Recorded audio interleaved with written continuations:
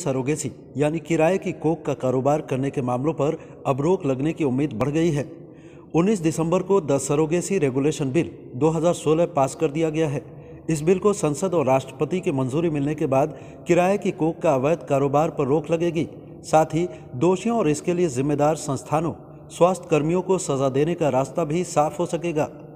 लोकसभा में bill pass होने के बाद स्वास्थ्य मंत्री जेपी नड्डा ने कहा कि जो कपल बच्चा पैदा करने के लिए सरोगेसी का विकल्प चुनना चाहते हैं, उन्हें इसके लिए 90 दिनों के अंदर इनफर्टिलिटी का सर्टिफिकेट देना पड़ेगा। उन्होंने कहा कि ये बिल व्यावसायिक रूप से होने वाले सरोगेसी को रोकने के लिए पास किया गया है। पिछले कुछ सालों के दौरान भारत व्यावसायिक सरोगेसी के लिहाज से हब बनकर उभरा है। सरोगेसी कानून बनने के बाद इसका उल्लंघन करने वालों को 10 साल तक की कैद और 10 लाख रुपए तक का जुर्माना हो सकता है।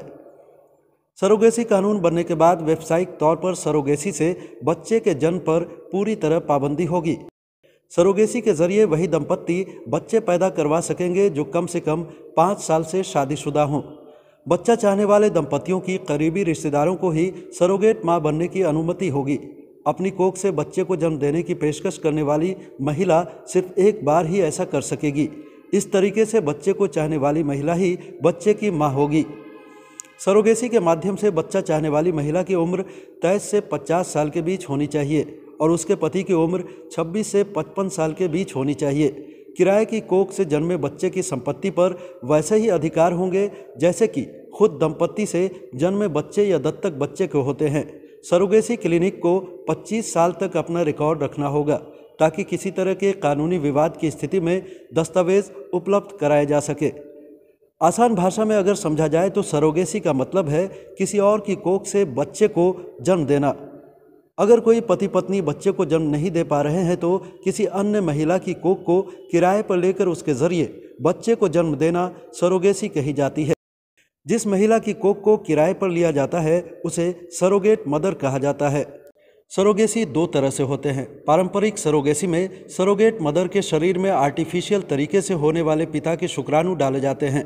इस स्थिति में सरोगेट मां का एक ही प्रयोग होता है, बस पिता के शुक्राणु बाहर से दिए जाते हैं। गेस्टेशनल सरोगेसी इससे थोड़ी एडवांस होती है। बहुत सी माएँ चाहती हैं कि भले ही वे खुद बच्चे को जन्म ना दे सकें, लेकिन बच्चे में उनके भी गुण और लक्षण आए।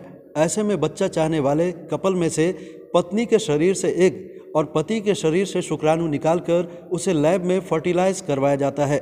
इसके बाद इसे सरोगेट मां के गर्भाशय में डाल दिया जाता है, जहां 9 महीने तक बच्चा अपना पूरा आकार लेता है।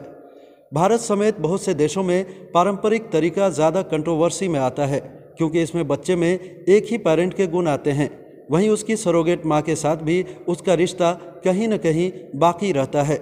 बहुत से देशों में सरोगेसी से पहले एक लिखित प्रमाण पत्र देना पड़ता है जिसमें सरोगेट माँ ये साफ करती है कि बच्चे को जन्म देने और उसके लिए अपनी फीस लेने के बाद वो उस बच्चे की तरफ मुड़कर भी नहीं देखेगी।